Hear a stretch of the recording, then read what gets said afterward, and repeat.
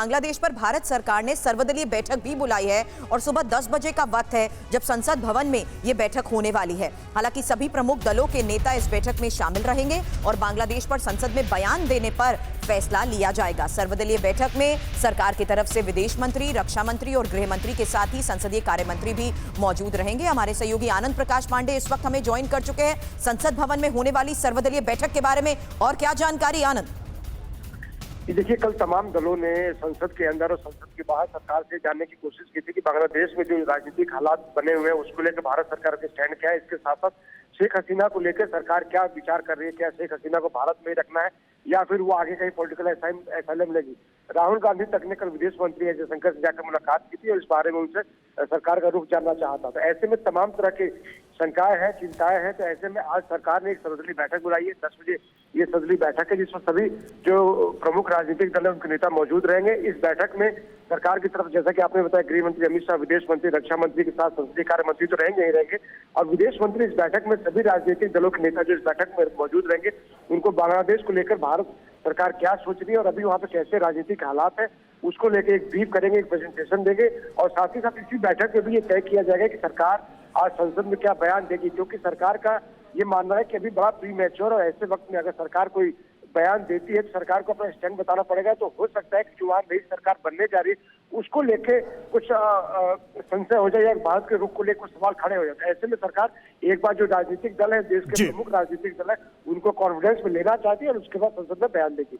बिल्कुल, भारत के लिए बहुत ही संवेदनशील मामला है और ऐसे में सभी दलों की राय लेने की भी कोशिश की जा रही है। कोई भी एक ऑफिशियल स्टैंड सरकार की तरफ से, भारत की तरफ से रखने से पहले। और देखिए, शेख हसीना के बेटे वाजिद राय का दावा सामने आया है, अब राजनीति में नहीं लौटेंगी शेख हसीना। वो ये कह रहे हैं शेख हसीना बांग्लादेश के मौजूदा हालात से निराश हैं, बांग्लादेश को विकसित बनाने का सपना टूटा, ये कहना है शेख हसीना के बेटे का।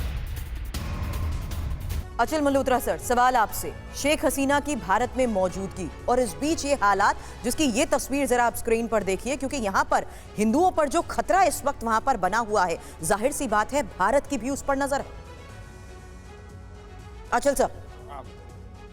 जी बिल्कुल, देखिए, सबसे बड़ी बात तो ये है कि एक सारांश पे बोलूँ, आप जो कुछ भी बांग्लादेश में हुआ ये भारत के पॉइंट ऑफ व्यू से एक सेटबैक है।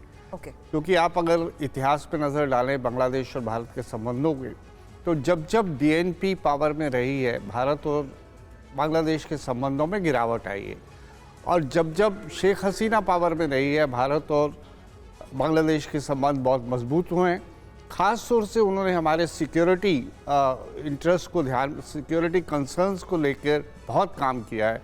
नॉर्थ ईस्ट में अगर आप रिलेटिवली शांति है तो उसमें काफ़ी कंट्रीब्यूशन उनका भी रहा है। इसी तरह कनेक्टिविटी प्रोजेक्ट्स हैं, बहुत सारी हमारी इन्वेस्टमेंट्स हैं। हैविंग सेड दैट, अब सवाल ये है कि इससे आगे क्या हम बांग्लादेश को अबंडन तो कर नहीं सकते। स्ट्रैटेजिक पॉइंट ऑफ व्यू से बांग्लादेश हमारे लिए बहुत ही इंपॉर्टेंट कंट्री है और मुझे लगता है कि भारत धीरे धीरे वापस जो भी पावर में आएगा, इंटरिम गवर्नमेंट और मोस्ट प्रॉब्ली बीएनपी और जमाते इस्लामी आएगा, वो भारत डेफिनेटली उन्हें इंगेज करेगा। और ये आप पिछले इतिहास पे भी नज़र डालेंगे तो हमने म्यांमार में मिलिट्री रूलर्स को भी इंगेज किया। हमने चाहे वो श्रीलंका हो, मालदीव्स हो, नेपाल हो, जहाँ जहाँ एंटी इंडिया सेंटिमेंट आया उसके बावजूद भी हमने बहुत ही शांति के साथ उन सरकारों को इंगेज किया जो भारत के खिलाफ थी। इवन तालिबान को भी हम इंगेज कर रहे हैं जहां हमने जो हमारे स्ट्रेटेजिक और सिक्योरिटी इंटरेस्ट से बहुत ही इम्पोर्टेंट कंट्री है। तो ये अब धीरे धीरे वक्त बताएगा, बट जो हालात हैं वो ऐसा लग रहा है कि कट्टर इस्लामवाद की तरफ जो है अब बांग्लादेश जाएगा और मुझे आश्चर्य नहीं होगा कि अगर आने वाले वक्त में इसे जो अभी रिपब्लिक ऑफ बांग्लादेश है उसे इस्लामिक रिपब्लिक ऑफ बांग्लादेश या इस्लामिक बांग्लादेश का नाम दे दिया जाए पाकिस्तान की लहजे में। बिल्कुल सर, तो ये जो एंटिसिपेशन आपने दिया है बांग्लादेश के एक नेशनल कैरेक्टर को लेकर, ये बहुत चिंता की बात है क्योंकि एक सीमा पाकिस्तान के साथ हमारी लगी है और हम वहां पर किस तरह की सिचुएशन को देख रहे हैं वो एक बड़ा एग्जाम्पल है। अगर ऐसा होता है तो